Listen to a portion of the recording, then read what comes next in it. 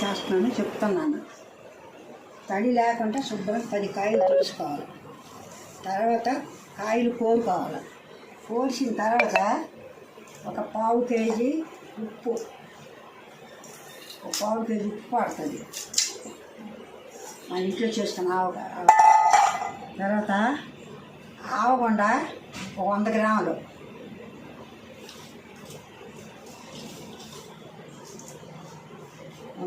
ఆవగొండ, పసుపు ఉండ 2 స్పూన్లు పసుపు,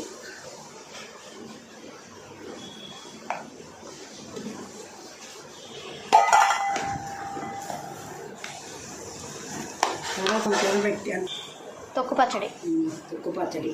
నేనేమో శనగ నూనె వేస్తున్నాను, శనగకాయ నూనె, ఆవ నూనె కొంచెం సరిపడా,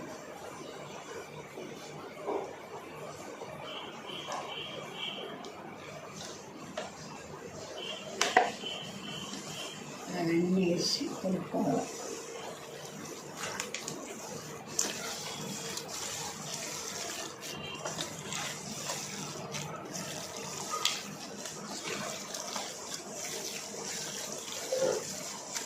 ఎండు మిరపకాయలు, వెల్లుల్లి తర్వాతనే ఒలిసి వేసుకోవాలి. ఇంకా మరగబెట్టి చల్లగా అయ్యాక వేయాలి. ఫ్రిడ్జ్లో బాగా సీసాలు కానీ అది జాయిలుగా వేసి పెట్టుకుంటే పోవాలి, సంవత్సరం ఉంటుంది.